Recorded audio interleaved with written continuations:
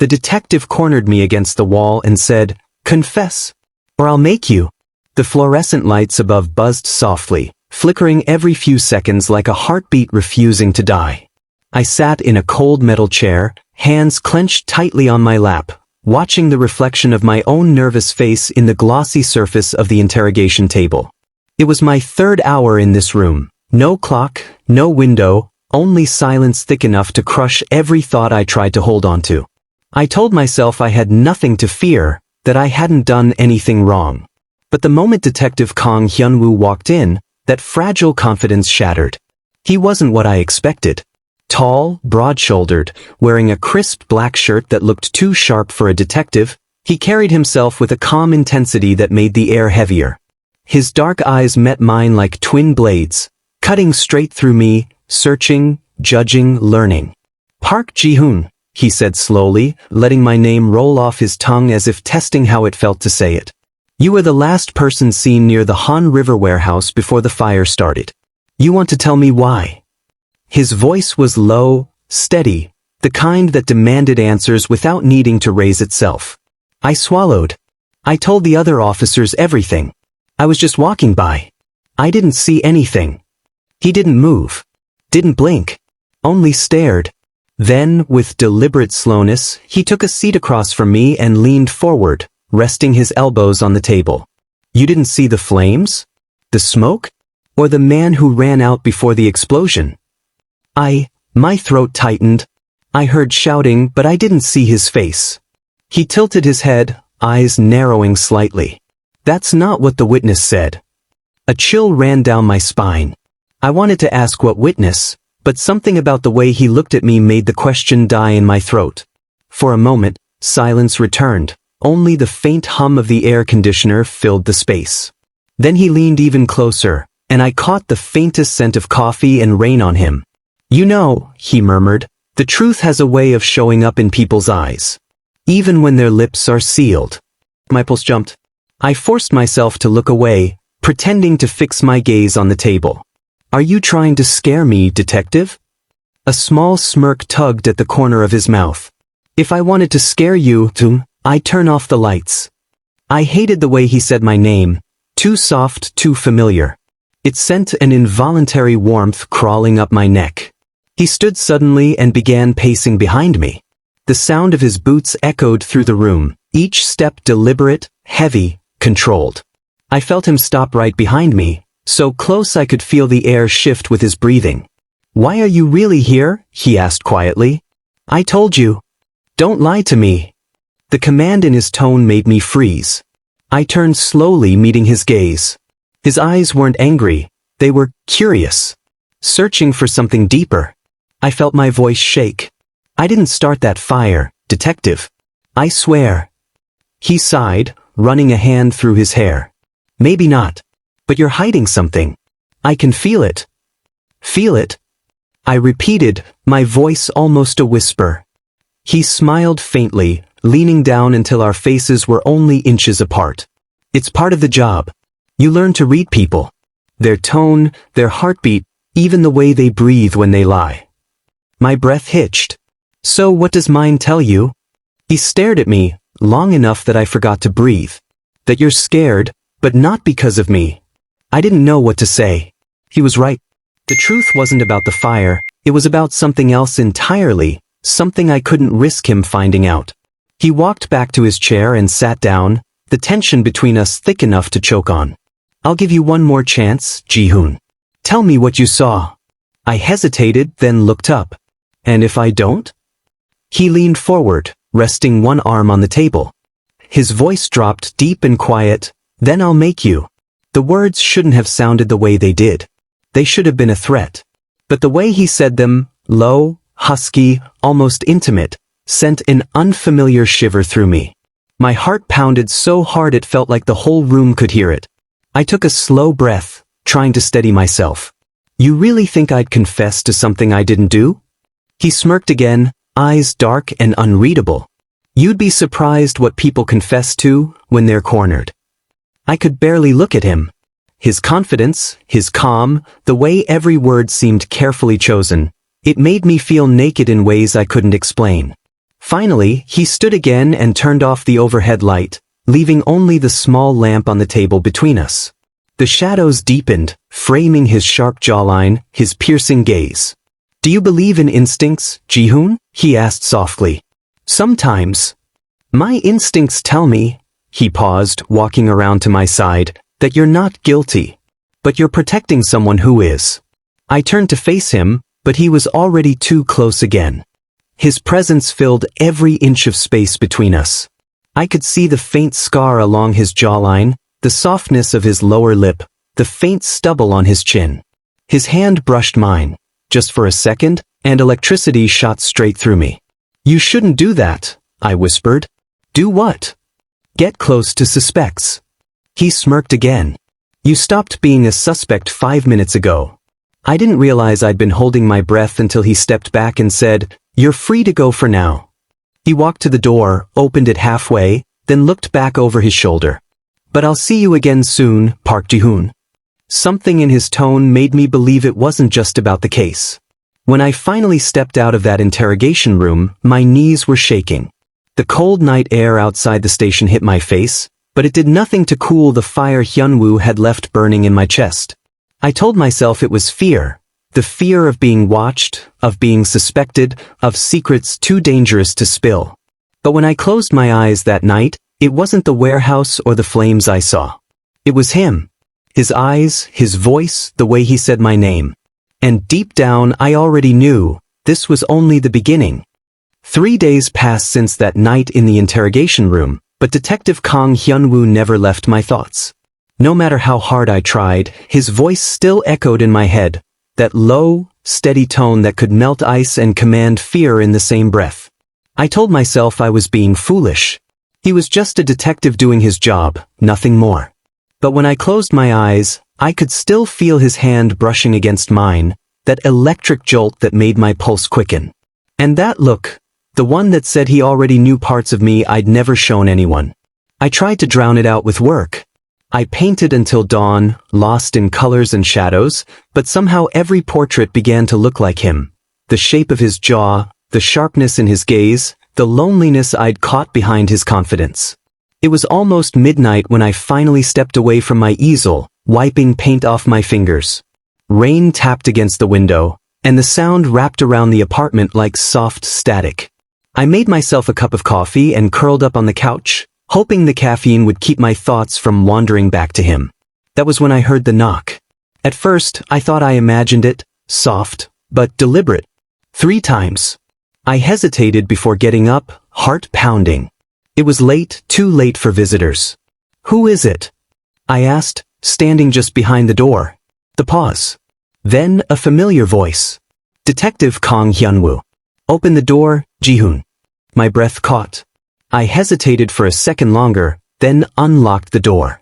He stood there, soaked from the rain, his dark shirt clinging to his frame, hair dripping water onto the floor.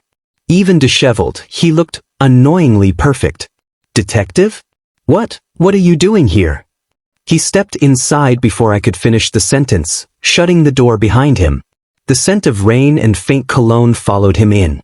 "Following a lead," he said simply, shaking the water from his hair.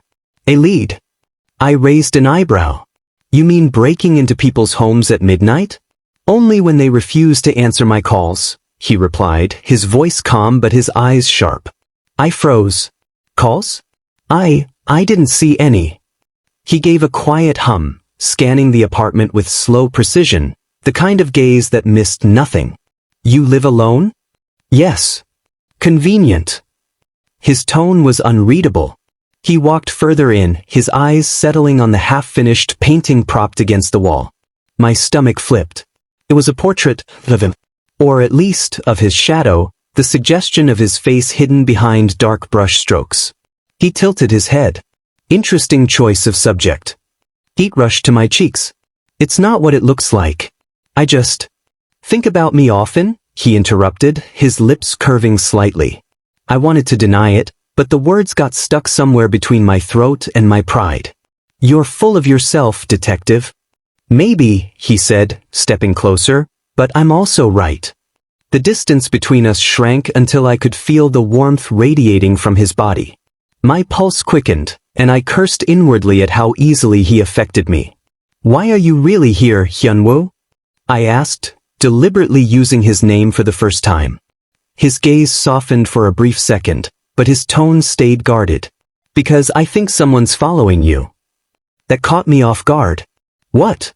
He reached into his jacket and pulled out a small photo, blurry, but enough to make out a man standing near my building's entrance. "This was taken an hour ago. He's been showing up near your apartment for days." A chill crept up my spine. "Who is he?" "We don't know yet," he said. "But until we find out, I don't want you alone." I tried to steady my voice. "So you came to protect me?" He looked at me, long, deep, unblinking. "Would that bother you?" Something in the way he said it made my breath hitch. His voice wasn't professional anymore. It was personal, raw, edged with something unspoken. "I don't need protection," I whispered.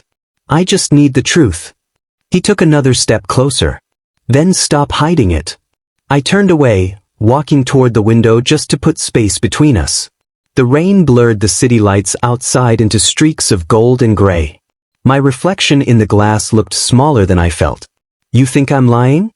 He didn't answer. Instead, I felt him behind me, his presence unmistakable. He moved closer until his breath brushed the back of my neck. "Every time I ask you about that night," he said quietly, "you flinch. You look away. You shut down. Why?" "Because you look at me like I'm the one who lit the match." "Maybe I look at you like that because I want to understand you," he said. "And because you make it impossible." I turned around quickly, maybe too quickly, and found myself inches from him. The air between us felt heavy, charged. His eyes flicked down to my lips for just a second before meeting my gaze again. "Hyunwoo," I breathed. He said nothing. His hand lifted, almost hesitantly, until his fingers brushed a streak of paint still smudged on my cheek. "You missed a spot," he murmured. The touch was so light, it barely existed, but it burned.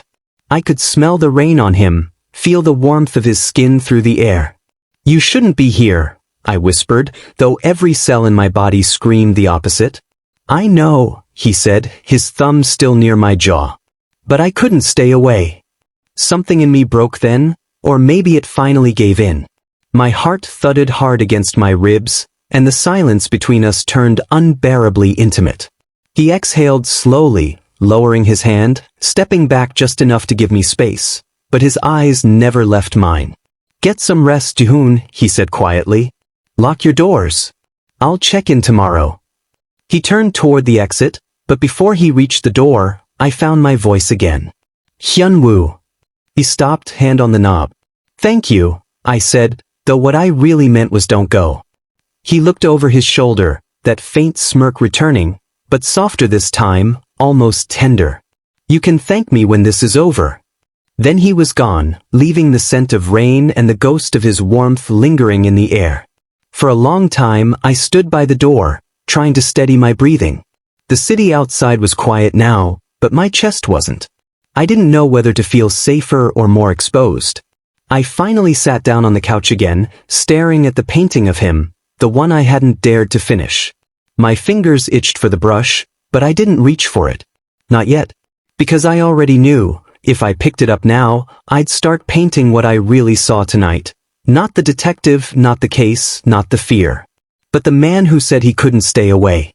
The rain hadn't stopped for 2 days. Seoul looked washed in silver, wet streets, neon signs blurring in puddles, and a sky too heavy to breathe under. I told myself I liked the sound of the rain. It hid things. It drowned out thoughts. It kept me from hearing his voice in my head. But it didn't work. Every drop against the window just reminded me of him. Detective Kang Hyunwoo. The man who walked into my apartment soaked to the bone, accused me of hiding something, and then touched my face like he already knew the secret I was too afraid to say. I hadn't seen him since that night. No calls. No knocks on the door. No messages. I told myself I didn't care, but I found my eyes drifting to my phone more often than I wanted to admit. When I finally stepped out that evening to clear my head, the rain was a mist, soft enough to walk through, cold enough to sting. I kept my hood up and my hands buried in my pockets, trying not to think about the photo Hyunwoo had shown me. The man outside my building. The one he said had been following me. Maybe it was real. Maybe it was just another way for him to keep me close. I didn't know which possibility scared me more. I was passing a narrow alley when I heard footsteps behind me. Purposeful. I turned, just a blur of movement, a tall figure in a dark jacket moving through the shadows. My heart lurched. Who's there? No answer. I started walking faster, then faster still until the alley opened onto a quiet street, and that's when someone grabbed my wrist. I spun around, ready to pull free, but the voice that came stopped me cold. Ji-hoon. Rain glistened on his face, dark hair plastered to his forehead. Detective Kang Hyunwoo. I let out a shaky breath. You scared me. You shouldn't be out here alone, he said, his tone sharper than usual. He's been near your building again. I frowned. You mean that guy in the photo? He nodded once. My team's been watching him, but he's careful. He knows when we're close. He looked like he hadn't slept, eyes shadowed, shirt damp, jaw tight. But beneath the exhaustion, there was something else in his expression. Something raw. Why didn't you tell me earlier? I asked. Because you would have run again, he said simply. Run. I blinked. From who? From you. His silence said more than words could. The rain thickened, drumming against the pavement. He moved closer, his hand still around my wrist. I told myself I came here to keep you safe, he said quietly, but that's not the whole truth. My pulse stuttered. Then why did you come? His eyes met mine, steady, dark, vulnerable in a way I'd never seen before. Because every time I tell myself to stay away from you, I end up here anyway. For a second, the whole city disappeared. There was only his voice, the rain, and the warmth of his hand against my skin. Hyunwoo. He stepped closer, close enough that I could feel his breath through the rain. Tell me the truth, Hyun, he said, his tone low.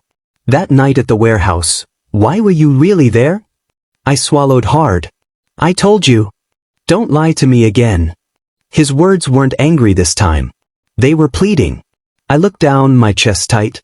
I was looking for someone. Who? I hesitated. My brother.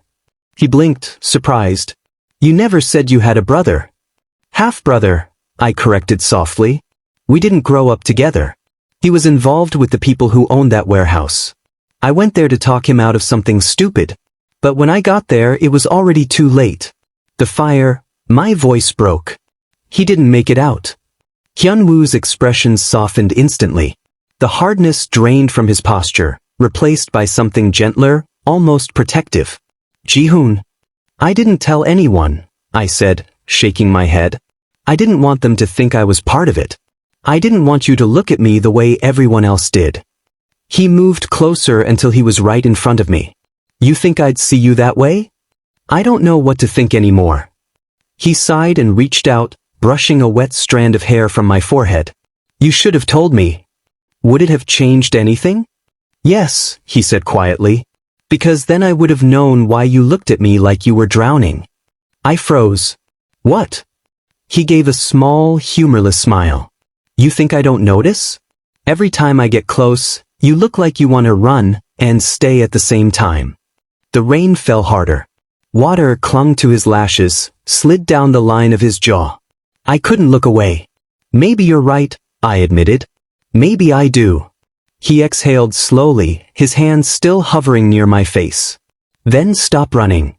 Before I could respond, thunder rolled across the sky, and he stepped even closer, closing the last inch of space between us. My back met the wall of the alley, cold and wet, but I barely felt it. His eyes searched mine for permission, for something unspoken, and when I didn't look away, he leaned in. The kiss was hesitant at first, cautious, as if he was afraid I might disappear if he pressed too hard. But then it deepened, the kind of kiss that makes time bend, that pulls every unspoken word into a single breath. His hand slid to the back of my neck, holding me there like he'd finally found the truth he'd been chasing. I could feel his heart pounding through the soaked fabric of his shirt, his warmth cutting through the chill of the rain. When we finally pulled apart, we were both breathing hard. The world felt quieter somehow, as if the storm itself had paused to watch. "Hyunwoo," I whispered. "You shouldn't have done that." "I know," he said, voice low, rough. "But I don't regret it." I wanted to say something, anything, but all I could do was stare at him, at the way the streetlight caught the glint of rain on his lips. He stepped back slightly, his expression unreadable again. "You need to go home," he said gently. "It's not safe out here. And you?" He smiled faintly. "I'll be fine. I'm the one who's supposed to do the protecting, remember?" I hesitated, then nodded. "Will I see you again?" He looked at me for a long moment. "You will," he said softly. "But next time, I hope you tell me everything." He turned and started walking down the street, his figure fading into the curtain of rain. I stood there long after he disappeared, my lips still tingling, my heart pounding with something that wasn't just fear anymore. When I finally reached my apartment, I peeled off my wet jacket and sank onto the couch. Outside, thunder rumbled again, low and distant. I touched my lips. They still felt warm. The truth between us had started with lies, with suspicion and silence. But tonight, under the rain, something had changed. Something had broken open. And as much as I tried to convince myself it was wrong, one thought refused to leave me. I wanted to see him again, not as a detective, not as a suspect, but as the man who kissed me like he already knew I'd never forget him. Sunlight filtered through the thin curtains, painting golden stripes across the room. I blinked a few times, trying to orient myself, my mind still foggy from the whirlwind of last night. The first thing I realized wasn't the soft hum of the city outside or the faint scent of coffee drifting through the air. It was the warmth beside me, steady, familiar, and utterly disarming. Hyunwoo. He was asleep on the couch, head resting against my shoulder, one arm draped loosely over mine. The soft rise and fall of his chest, the peacefulness on his usually stern face, made my heart ache in a way I hadn't expected. I swallowed, carefully so as not to wake him. Last night had changed everything between us. The memory of the rain, the alley, and his lips against mine made me flush. It wasn't just a kiss, it had been an acknowledgement of something we'd both been avoiding, the tension, the longing, the connection we couldn't deny any longer. I traced a finger along his arm, careful, hesitant. His skin was warm under my touch, grounding me in the reality of the moment. I wanted to say something, to break the silence with words that made sense of what had happened, but my throat felt too tight. Instead, I watched him, memorizing the way the light caught his lashes, the slight curve of his lips as he shifted in his sleep. For a moment, I allowed myself to imagine a life where mornings like this weren't fleeting, where we could linger in each other's presence without fear or consequence. A soft groan broke my reverie. He stirred, opening one eye, then the other. "Morning," he said, his voice low, roughened by sleep. "Morning," I replied, my voice barely above a whisper. My heart was racing faster than I could control. He stretched slightly, rolling onto his side so that he faced me. His dark eyes met mine, and for a heartbeat, the world outside the room ceased to exist. There was no detective, no case, no danger. There was only him, the man who had stood by me through fear, rain, and uncertainty. "You stayed," he said softly, almost as if he were asking permission. I trailed off, caught in the weight of his gaze. I didn't know where else to go. His lips curved into the faintest smile. "Good," he murmured, "because I don't want you to go." My chest tightened. I could feel the sincerity behind his words, the vulnerability he never let anyone see. For the first time, I saw him not as the relentless, commanding detective but as the man who had carried his own fears and doubts, who had chosen to be near me despite them. I reached out slowly, brushing a hand along his cheek. "You didn't have to stay," I said, though my voice betrayed the relief and warmth I felt. He leaned into my touch, closing his eyes briefly. "I wanted to," he admitted. "I needed to. You can't imagine how hard it is to walk away from you when all I can think about is keeping you safe, and making sure you know I'm here for you." I swallowed hard, unable to speak for a moment. There was something intoxicating in the honesty, in the way he wasn't afraid to show the part of himself most people never saw. Hyunwoo, I said finally, my voice shaking slightly. I'm glad you stayed. More than I can say. He reached out and intertwined his fingers with mine, the contact sending a shiver down my spine. Good, he whispered. Because I'm not going anywhere. Not now. Not ever. The words were simple, but they carried a weight that left me breathless. I wanted to believe him, to let myself feel safe in the warmth of this quiet morning. For a long while, we just sat there, hands entwined, breathing in the silence together. No pressure, no expectations, just presence. I could feel the lingering heat of his body, the steady rhythm of his heartbeat, and for once, I allowed myself to rest. Eventually, he tilted his head, his dark hair falling over his forehead, and gave me a teasing smile. You look like you've been thinking too much. I rolled my eyes but couldn't suppress the small smile tugging at my lips. And you look like you sleep through anything, I teased back, though my heart was still racing. He chuckled softly, a sound that felt like home. Maybe I do, he said. But last night I couldn't. I kept thinking about you, about the way you looked when you realized I wouldn't let go. I blinked, heat rising to my cheeks. You mean when you kissed me in the alley? He nodded, leaning closer. Just that moment, it told me everything I needed to know. That you feel it too. I struggled for words. How could I explain the swirl of fear, desire, and relief that had consumed me since that kiss? I do. I didn't know how to admit it. Not to you. Not to anyone. He reached up, brushing my hair behind my ear with a tenderness that made my chest ache. You don't have to say it out loud, he said softly. I know. I feel it too. And in that simple admission, I felt a weight lift. The tension, the fear, the uncertainty.